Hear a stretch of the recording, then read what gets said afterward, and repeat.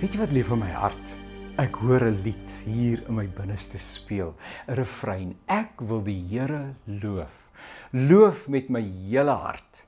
Hy gee die wat roep weer nuwe krag. Kom loof die Heer, alle knegte van die Heer, wat snags en bedags in die huis van die Here staan. Hef op julle hande na die heiligdom en loof die Heer en loof die Heer. Ai, baie welkom by hierdie aflewering van Toekomsvenster. Dit is so 'n voorreg om saam met jou te kuier en mag die Here hierdie tydjie saam met mekaar besonder seën. Dis 'n wonderlike voorreg om vir Janie Putter hier by ons in die ateljee te verwelkom. Ons het al by vorige geleenthede gekuier en dit bly altyd lekker om saam met Janie, so 'n positiewe mens, te kuier. Janie, baie welkom. Dankie Jan, dis 'n voorreg om hier saam met jou te kuier en ek sien vreeslik uit. Ons is in 2017, Janie, jy kan dit nie oorvertel nie en alreeds trek ons seker hier al na die einde van, ek weet nie waar trek ons nou in terme van die ou, is nie altyd by met die kalender nie, maar feit van die saak is, jy is vol hoop en energie en entoesiasme vir die jaar wat voorlê. Weet jy Jan, ek het een ding geleer in my lewe, as mens nie doelwitte het, jy weet, as jy nie 'n plan het vir 'n jaar nie. Jy weet, baie mense lewe 'n reaktiewe lewe. Jy kom aan die einde van die jaar en jy kyk terug en jy sê, wat het gebeur hierdie jaar met my? En 'n klompie jare gelede het iemand inspraak in my lewe gehad, toe ek regtig op 'n baie laagtepunt was.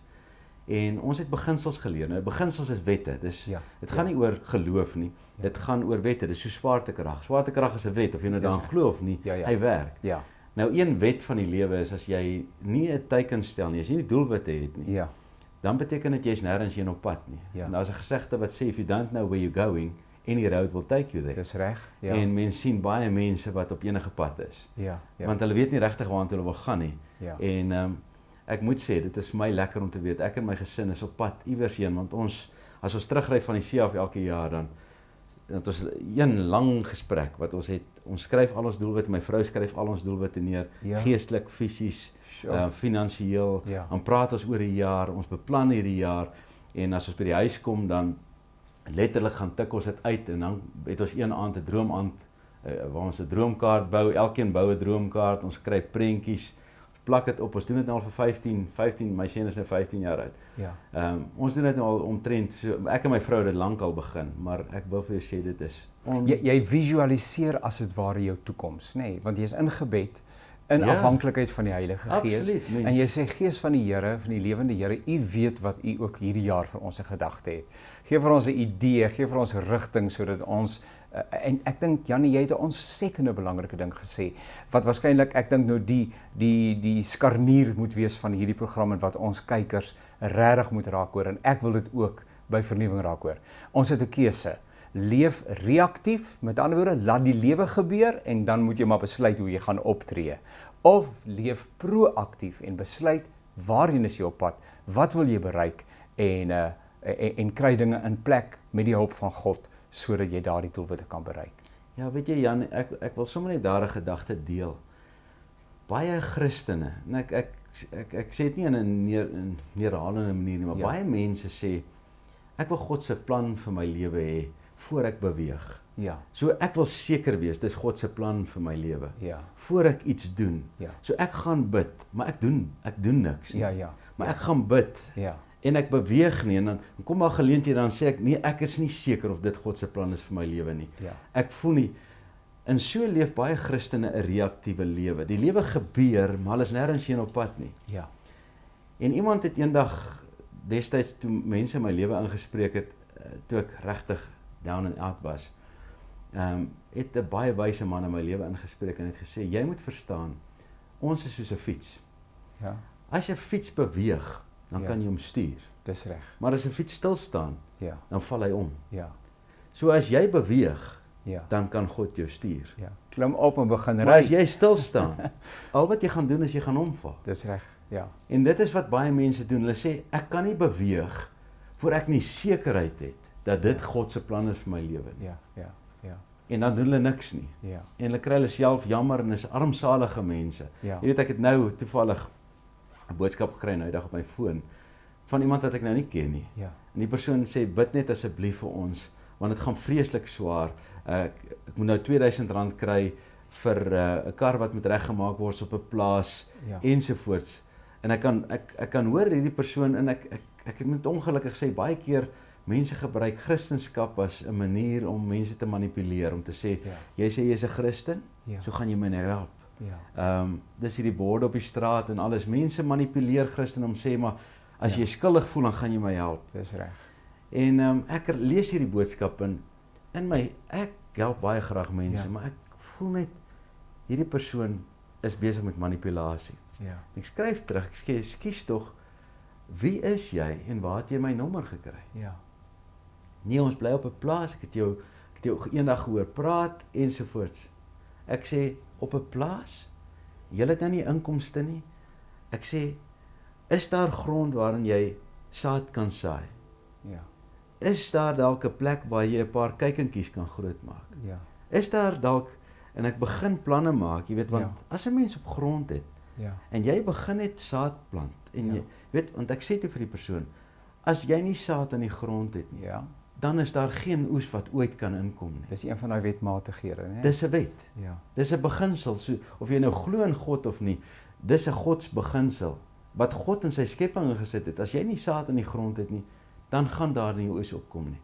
Nou baie mense sit miskien in die begin van die jaar en sê, ek weet nie wat ek hierdie jaar gaan doen nie. Nou luister ons die radio en dan hoor ons, die Suid-Afrikaners knyp die sakke toe en hulle trek die strop nou en almal, dit gaan. Nou hoor ek hierdie goed. Nou kom daar benoudheid in my kop in. En wanneer daar benoudheid in my kop in kom, dan verdwyn geloof by die agterdeur uit. Jy weet, dis soos wat mense sê, as die geld verdwyn, dan gaan die liefde by die agterdeur uit, daai ding. So as daar vrees inkom, dan gaan geloof by die agterdeur uit. En dis presies wat Satan met ons almal wil regkry, is om ons te beroof van ons geloof. Want wat is geloof? Dis 'n baie eenvoudige term. In Hebreërs 11 staan daar, is om seker te wees van dit wat jy hoop. 'n Vaste oortuiging van wat jy nog nie kan sien nie. Nou as ons as Christene 'n pad van geloof wil stap, dan moet ek begin aan die begin van 'n jaar, want dis great. Dit gee vir my 'n merk. Weet, in die middel van die jaar is nie so lekker nie. In die begin van die jaar sê, kom ons skryf neer, waarheen is ek op pad hierdie jaar? Wat is God se plan vir my lewe? En ek wil vir sê, Jan, baie mense dink, maar soos 'n huwelik, daar's net een persoon vir jou. Daar is net een persoon vir my, dis my vrou. Maar ek kon met iemand anders ook getrou het. My vraag is, kon daai huwelik werk? En die antwoord is, ja, ek is oortuig dat enige huwelik kan werk, as ons God koning maak van daai verhouding. Ek en my vrou is totaal en al verskillend, maar God se plan vir my, is dat daai huwelik sal werk. Was dit sy plan dat ons moes trou, destyds? Ek het geen idee nie, maar ek het beweeg. En die Here stel nie, jy weet, ek redeneer baie oor die lewe en ek gesels met mense oor die lewe en baie keer dink mense as jy 'n Christen is en die guns van die Here is oor jou, dan gaan ek 'n mooi groot huis hê, ek gaan 'n lekker rusbank hê, ek gaan gesond wees, ek gaan 'n mooi kar hê, want dit beteken God is lief vir my. En ek het tot die gevolgtrekking gekom, maar ons mis die bus heeltemal. Ons lewe gaan nie oor ons gemak nie. Ons is nie hier, God is nie hier vir ons nie. Ons is hier vir hom. En ek hoop dit maak sin. God het my geskape, sodat ek hom kan verheerlik. En hy wag vir my om te sien, wat doen ek met wat hy vir my gee? En daar waar ek besig is met dit wat ek hom kan mee verheerlik, dis waar hy my gaan gebruik. En as hy sien, hy kan my getrou ag, met dit wat hy vir my gee, dan begin hy en hy sê, nou gaan ek vir jou begin deure oopmaak, want jy's getrou in die klein dingetjie wat ek vir jou gee. Baie mense sê, ek het nou die dag ek praat oor Radio Kansel, het ek 'n gesprek gehad, die Kaapse Kansel, en ek sê, ek kan onthou destyds toe ek so arm was, en ek het die Here gebid en gesê, Here, verander net my finansies. Here, hierdie lotto wat nou uitgekom het, imagine u gee dit vir my. En ek gee vir u 20 of 90%. Dis reg, Ek beloof u, ek gaan vir u 90% gee. Maar verander my lewe. Ek dink hoe belaglik ek was. Weet, en ek kan onthou, ek het destyds 1 lotto kaartjie gekoop, want dit het my geïntrigue. Ek was baie arm, my kommer was oor geld. En ek het gesê, Here, ek weet ek kan baie mense se lewens verander as ek 20 miljoen rand wen. En ek het net 1 miljoen rand en ek gee vir u 19 miljoen rand. Dis mos nou 'n bargain. Dit gaan Hoe ek kan gaan die Here nou nie inkoop in so 'n program nie? En Ja. ek kan onthou ek koop toe die lotto kaartjie, ek dink dit was R4.75, maar ons het nie geld gehad nie. Ons was vreeslik arm. Maar ek het hierdie R2.75 en ek het so skuldig gevoel oor dit. Maar nou daai Saterdag aan kyk ek na die lotto program en die derde nommertjie toe besef ek God se plan vir my is nie om die lotto te wen. Ja. En baie mense sê maar God se plan vir my moet dit mos nou wees. Ja. Dit moet mos my gemak wees. Dit moet mos my voorspoed wees. Dit moet mos God se plan vir my wees. En ek wil vandag vir mense sê nee. God soek jou hart. Ja. En die heel eerste plek of die eerste stap om God se plan vir jou lewe te ontdek is om jou lewe in God se hande te sit en sê Here, my lewe is U se. Ja. Maak met my net soos U wil. Ja. Ek was 30 jaar oud, Jan, toe ek daai besluit gemaak het. Ek het 'n roekelose lewe gelewe. Ek het 'n sondevolle lewe gelewe. Ek was buite-egtelike lewe gelewe. Dit was wat ek gedoen het. Toe ek 30 jaar oud was, het ek 'n geleentheid gekry om te sê, gaan ek langer aangaan met hierdie plan? Sure. Ja. Of gaan ek nou afklim van my troon en sê, Here, verander my. Ja. Verander my manier van dink, verander my hart en vat my lewe en maak hom U sin. Ja. En ek is nou 22 jaar later. En ek kan vandag vir jou sê, daar's niks wat kan vergelyk met 'n lewe van Matteus 6:33 waar ek sê, kom ek soek God se manier van dinge doen. Ja. Sy manier, Ja. nie wat dit vir my gemaklik is of iets nie, Ja. maar sy manier van dinge doen. En dan sal hy vir my alles gee wat my hart begeer. Ja. Sjoe, Janie, jy sê sulke ontsettende waardinge en ek wens ons het tyd om by elkeen daarvan stil te staan. Ek wil net vandag sê, hoe is dit nou ook die ou wat vir die dominee gesê het, bid tog asseblief dat ek die lotto wen en dan sal ek hierdie groot bedrag sal ek gee vir die Here se werk. En toe wen hy ook en toe die dominee nou by hom gaan aandoen om die deel te gaan na wat hy vir die kerk beloof het. Hy sê, dominee, ek het nou een ding uitgevind. 'n Arm man en 'n ryk man dink verskillend. Baie waar. Nou ja, ek wonder of by die 90% ooit by die Here sou uitgekom het, nê. Nee. Maar feit van die saak is, ek sit net en dink, en dis 'n interessante ding wat jy sê van die wetmatighede. En een daarvan is dat die arbeider is sy loon werd. Daar's nie 'n manier waarop jy vir die Here 'n werk aanstekens wat hy nie vir jou sal sorg nie. Hy neem verantwoordelikheid vir die ouens wat in sy diens is. Behalwe dat dit 'n enorme voorreg is, dat dit deel van ons dankbaarheidslewe is. Maar is dit die digter wat sê, die psalmdigter, ek het jonk en ek het oud geword, ek het nooit regverdige gesien met broodgebrek nie. God is getrou. Ons kan hom maar vertrou.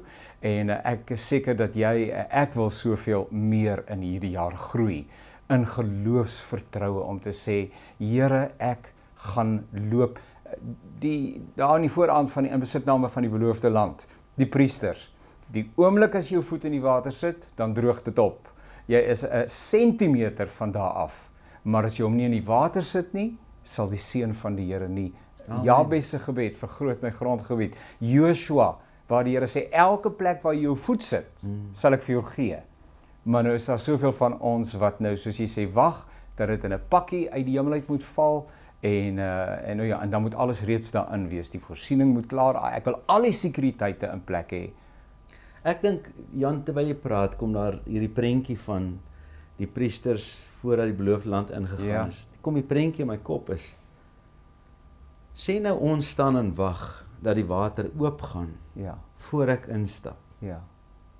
Is dit wat gebeur het? Nee, dis nie wat gebeur het nie. Daai mense het hierdie vol rivier voor hulle gesien. Hulle het hierdie ark gedra. Ja. Toe moes daai ouens hulle voet in die water sit en sê, die ouens van agteraf gaan stoot. Ja. Ek gaan nie, ek sê, toets die water. Ja. Ek stap in. Ja. Kom ons om, maar ons doen nou die ding. En dit is geloof. Ja. Geloof, en ek wil vir jou eerlik sê, God ken jou hart. Hy weet, toets jy die water, of stap jy? Ja. Jy kan almal flous, jy kan die hele wêreld flous. Deur te sê, hier gaan ek. Maar jy was gereed om dadelik te stop as daai water nie opgaan nie van. En ek weet baie ek het lank so gelewe. Here, ek gaan. Waar is dit nou? Hoekom gebeur dit nog nie? En dan staan ek weer terug, dan is my geloof nie sterk genoeg nie. Maar daai gevoel wat nou in my kom terwyl ek die prentjie sien in my kop van ek vat daai ark en ek sê Here, as ek nou versuip, dan is dit alright met my. Ja. Want my vertroue is in U. Ja. En as ek versuip, dan versuip ek vir U. Dan is dit beter vir my om te versuip as om lewendig te wees en altyd te twyfel. Dis reg, ja. En dit is soos ek probeer om my lewe te lewe. Jy weet, ek werk nou van 2015 af daar by die Goue Leeu's. En baie mense vra vir my, wat gebeur daar? Ja. Ek kan vir jou eerlik sê, ek het geen idee nie. Maar ek weet een ding, is ons het 'n pad wat ons stap om God beter en beter te leer ken. Ja. Ek neem nie baie foto's en ek het nou gister met mense gepraat, maar Dinsdag, ek is elke Dinsdag daar en Dinsdagoggend, nou van die spelers het na my toe gekom en gesê, Janie, kan ons asseblief seker maak dat ons elke Dinsdag, dat ons dit so begin, dat ons vir mekaar bid. Ja. En Janie, daai oomblik waar, jy weet, ek het 'n sessie en ons doen 'n mindset, ons gesels oor 'n tema ensovoorts en dan sê ek vir hulle, goed, nou kry elkeen 'n maat en vra nou vir jou maat, waarvoor bid ek vir jou? Ja. Nou kom ons sê net, jy wat nou miskien oor die televisie kyk of ek en jy wat hier met mekaar sit. Ja. Ek vra vir jou, Jan, sal jy vir my bid? En jy sê vir my, ja Jan, ek sal vir jou bid en ek sê vir jou, sal jy vir my bid asseblief, vir my finansies, vir my gesondheid, vir my verhouding met my kinders, vir my verhouding met my vrou. Baie mense sê nou maar, hoe vra jy iemand hoe kan ek vir iemand bid? Ja. Jy kan, as jy my vra, jy kan die hele dag vir my bid, want ek het al daai gebed nodig. Daar's niks wat perfek is in my lewe nie. Ja. Ek is so onperfek, dis net nie waar nie. Ja. Die foute wat ek maak is radikaal, maar ek maak liewer klomp groot foute. Ja. En ek het God se genade en guns nodig om my te red, in plaas van dat ek veilig speel, en niemand kan 'n vinger na my wys nie, maar ek beteken niks vir God nie. En dit is wat ek wil sê, is ons staan in die begin van die jaar. Ek wil die mense wat luister vandag uitdaag om te sê, in plaas van om te sê, ek wonder wat is God se plan vir my lewe. Moet ek daai erf koop of moet ek nie? Moet ek daai besigheid vat of moet ek nie? Ek het gister die oggend die voorreg gehad om met een van die grootste companies in ons land se CEO, ek en hy sit elke maand in kuier. Ons het net tyd wat ons saam spandeer. En waar hy vir my sê, Jannie, hierdie gesprek wat ons nou het, ons nou Engels gepraat, want hy praat Engels, hy sê, how can money buy wisdom in counsel? Ja. Want in Spreuke staan daar, in wise counsel, there is wisdom. Daar's wysheid wat kom, en wie laat jy toe om in jou lewe in te spreek? En dis die vraag wat ek destyds moet vra, is, wie is die mense wat in my lewe inspreek? Wie is die stemme in my ore? Ja. As ek 'n droom het, luister ek na die droomstelers wat sê, nee, flip het, moet net nie daar gaan nie. Jy gaan dit nooit maak nie. Ja. Daar's klomp ouens gevou. Daai besigheid het nie plek nie. Luister ek na ouens wat doemprofete is? Of luister ek na mense wat sukses gemaak het Ja. van dit wat hulle doen? Jy weet, en natuurlik is daar besighede waaraan jy nie moet gaan nie.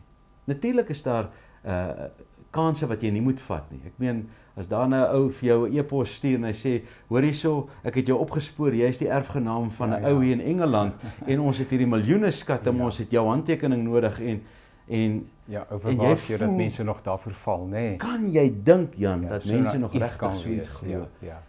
Maar God se plan vir jou lewe beteken nie noodwendig jy kry 'n klomp geld, jy het 'n groot huis, jy het 'n groot kar en jy weet jy's gemaklik nie. God se plan beteken bring jy eer aan hom waar jy is. Dis sy plan vir hom, vir jou. Is maak jy iemand anders jaloers op wie God is. Dat hy sê, ek wil ook die Here ken wat jy ken. Ek wil ook die Here dien wat jy dien. Nie omdat jy skatte het nie, Ja. omdat jy vrede het. Dis waarvoor ons tyd het vandag, Janie. Ons kuier weer. Baie dankie dat jy vir ons regtig 'n inspuiting kom gee het hier aan die begin van 2017.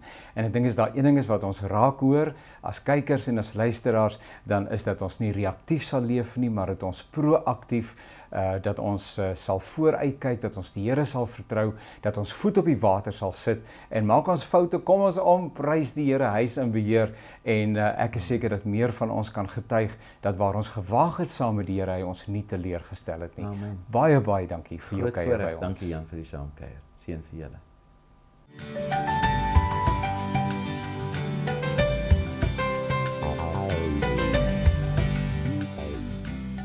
Tyd saam met die Here is van absolute belang as jy die uitdagings van elke dag suksesvol wil hanteer.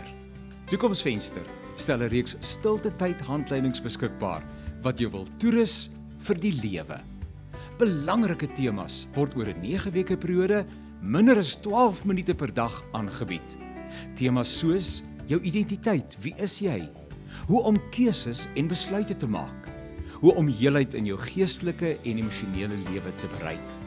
Wat volgelingskap van Jesus in die praktyk van elke dag beteken? Liefde vir mekaar en jou getuienis in die wêreld is nou reeds beskikbaar. Bekende skrywers het meegewerk om uitstekende stilte tydmateriaal daar te stel wat jou op koers sal hou. Skakel 3 nie by 011 665 2017. Maak Toekomsvenster vandag nog jou persoonlike geestelike toerustingsvernoot.